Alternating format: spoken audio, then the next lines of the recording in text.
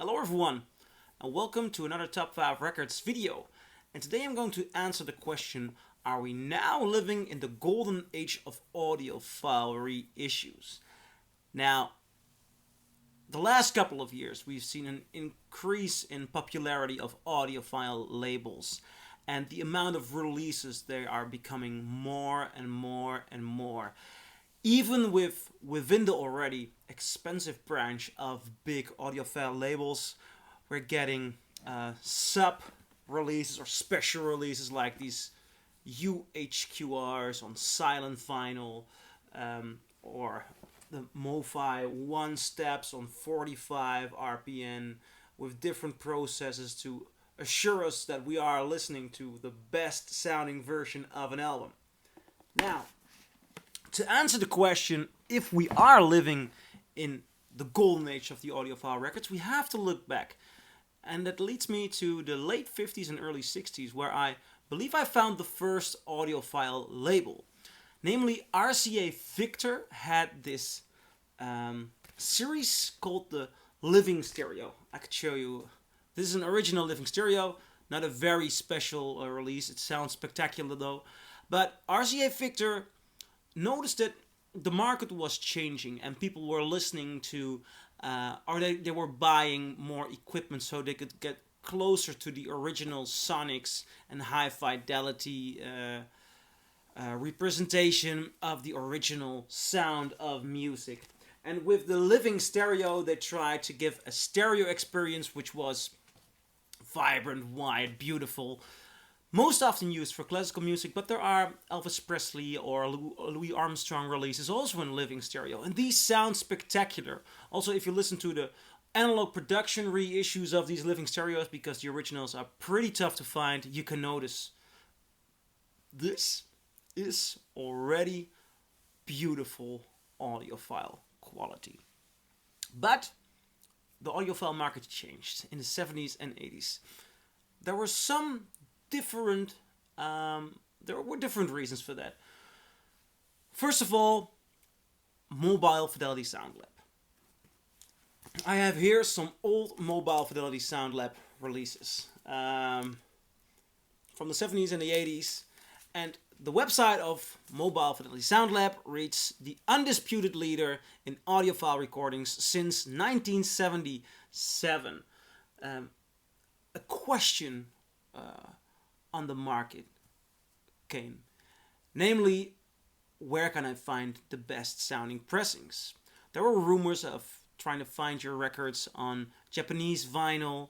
There were also other methods like the half-speed mastered pressings, which started in the late 70s. In the 80s, you even had direct metal mastering pressings, but people wanted the best sound. Now, looking back at that era, was it the best sound? I'll start with half-speed master. I have some half-speed master copies here in my collection, and I'm not so happy about them. I'm about to sell them, actually.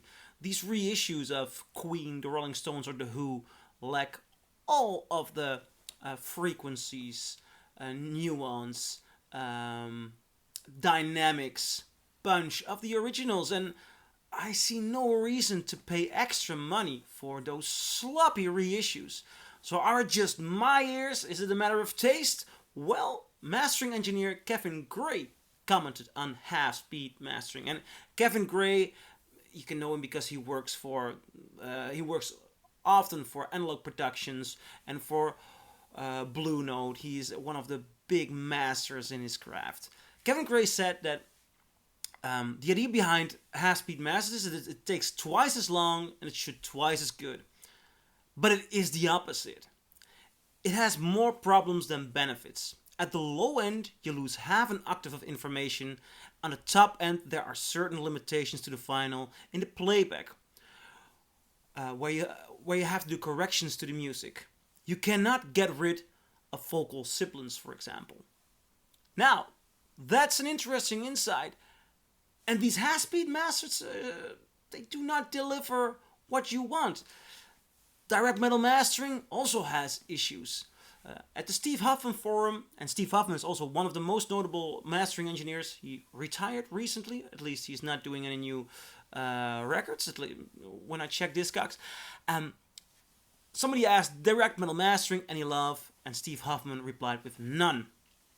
The thing is, with direct metal mastering, there's modulation arising from this cutting method, and there you can get some harshness in the high frequencies. So half-speed master, it's not a guarantee. Direct metal mastering, it's not a guarantee. Is Mobile Fidelity Sound Lab a guarantee? Well, if I just do a close review of the records I have here, Ziggy Stardust, it goes for hundreds of dollars online, hundreds of euros. It does not beat my first UK or second UK copy. It is a soft, okay, it's a good representation, but it doesn't have punch, it doesn't have detail, and the first UK, much cheaper, is much better. It's a myth. This one, Crosby, Stills, Nash & Young, Deja Vu. Very good sounding pressing, much better than an original US or a first German one. But when you get to a first UK Red Plum, which you can find for about 20 bucks, this one has a 0. Behind that, it doesn't hold. It does hold a candle to it, but it's not better. It's a little bit worse. This one, Steve Miller Band, Fly Like an Eagle. Compare it to a first US, which you can find for about 5 bucks. Anywhere, almost anywhere. This is a good sounding record, you know, it's good, it's okay. The other has punch, it has balls. And it's for about 5 bucks. Another one of those rare collector's items. I believe this one is from 1983. But it does not beat my first Dutch pressing, my first American pressing, or my 5th UK pressing, the Harold Timas pressing. As a matter of fact, there are loads of pressings which beat this one. It's not a bad pressing. It's not a bad pressing. But MoFi has a certain sound. They make the record somewhat easy to listen to, which takes the punch out of it. And it's more than just punch. They are very often accused of using smiley face equalizing, so you get more in the low end, more in the high end, but that just disrupts the balance of the record, claiming the illusion of hearing more. Now, these old MoFis, I'm right now talking about these old MoFis, pretty often they did not use the master tapes. For example, it's been proven that with the Beatles box set, they were unable to reach most of these, if not almost all, there are exceptions, of these master tapes. It is a big story about myth creating, old MoFis. Yet, not always bad, not always bad. And the thing is, it's always hard to know what high and low end is on the master tapes, because we're not listening to master tapes, we're listening to vinyl records, and these have, a lot of them have cut on the were cut with less low, so cheap needles would not pop out. Yet there is a clear difference between the old MoFi and a new MoFi. That's a nuance there I should make. Also, it's not that if a record is half-speed mastered or direct metal mastering, it's necessarily bad. It's just not the quality guarantee that most of us audiophiles are looking for. There can be okay half-speed masters. For example, the half-speed master of Amy Winehouse Back to Black is supposedly much better than the normal standard release. Also, they used 2 pieces of vinyl, and there's also one competitor, a not so good normal vinyl. Now, the thing is, with the audiophile world, a lot of people are looking for that one golden rule. Go mono, go stereo, go MoFi, go direct metal mastering, go half speed. And my experience is there is not a golden rule. Sometimes the most beautiful pressing can pop up from out of nowhere. Sometimes a label was just pure, solid audiophile quality, but it did not sell itself like that.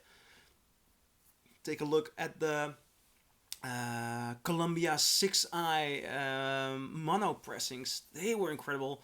Blue Note, these original Rudy Van Gelders. Audiophile quality can be found everywhere, and sometimes at the weirdest moment. Another example, the Beatles' Magical Mystery Tour Herzu pressing. Herzu was a German teenager label, and somehow they got one of the most astonishing sounding pressings, and the Beatles have never sounded that good, that detailed, that wide, like on the Herzu Magical Mystery Tour. The engineer did a great job, and if you've got a good engineer, and you've got probably the master tapes or a very, very good source, that's something to keep an eye out. And that's the beauty of the current day and age. And that is why we might be living in the golden age. Because right now we don't have to look for golden rules. We can go online and check who is the mastering engineer, what were they working with, what is the label, and also what are other people saying about this.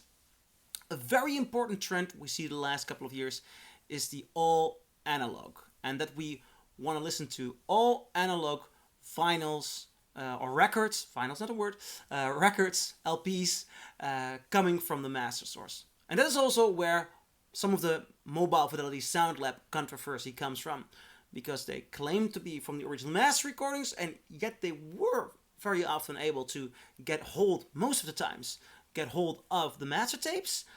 But about 2 years ago, they found out that there might be a digital step in the process. And in a lot of the cases, there was a digital step in the process. Now, that's not clarity, that's not honesty. Yet, something like the Marvin Gaye one step, this one, or the Mingus Ahum one step, or the Blood on the Tracks one step, are in my opinion the ultimate sounding versions of these albums. And trust me, in the case of Ahum and Blood on the Tracks, I've compared them to loads of good pressings, original pressings. So sometimes they're doing it right, sometimes they're doing it wrong. There's not a golden rule to admiring Mobile Fidelity Sound Lab. Very important are the engineers.